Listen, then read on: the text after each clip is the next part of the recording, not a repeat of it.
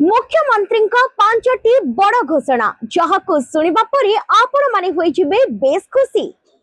80तम स्वाधीनता दिवस रे ओडिशार मुख्यमंत्री मोहन माझी पांचटी बड़ घोषणा करिसेंती।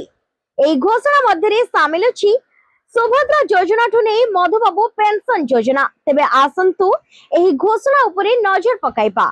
ओडिशा सिविल सर्विस परीक्षा पई जो सर्वाधिक 6टा सुजोग थिला एही लिमिट को हटाइबाकू सीएम घोषणा करिसेंती। सर्वोच्च बयस सीमा पर्यंत आशायी को सुजोग मिलिबो। तेबे सरकारी कर्मचारी देहांत परे अनुकंपामूलक नियुक्ति को कोहल कराजिबो।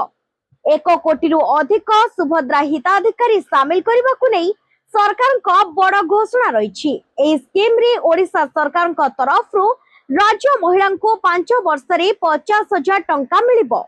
एणिकी नवम और दशम पिलांक मिलिबो मागणा पाठ्य पुस्तिका। प्रथम थर पई राज्य रे नवम और दशम श्रेणी पिलांक पई मध्याह्न भोजन व्यवस्था मध्य करा जायछि। पूर्वरु विद्यालय गुड़िकरे 8म श्रेणी पर्यंत निःशुल्क पाठ्य पुस्तक प्रदान करा जाउथुला। या सहित नवम और दशम श्रेणी पिलांक पई मध्य निःशुल्क पाठ्य पुस्तक प्रदान करा जिवो। युववर्गंक पई आगामी 2 रु 3 वर्ष रे 3 लाख नियुक्ति सुजोग सृष्टि हेबा सहित आगामी 5 वर्ष रे 20 लाख नियुक्ति सुजोग सृष्टि हेबो। राज्य को निवेश आसुथबार शिल्प पई आवश्यक शिक्षा और तालीम दिया जाउछि।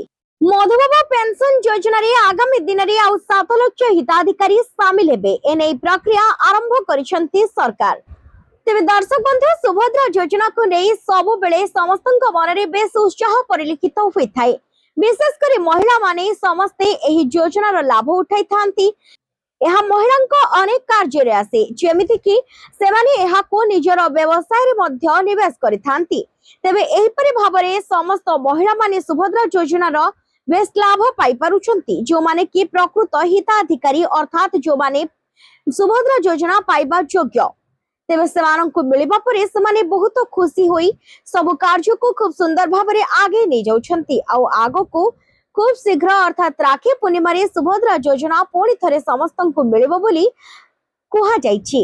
आ आजिर शुभ दिन रे मुख्यमंत्रींकर एपरि घोषणा सुनिबा परे समस्ते बेस खुशी होइछंती।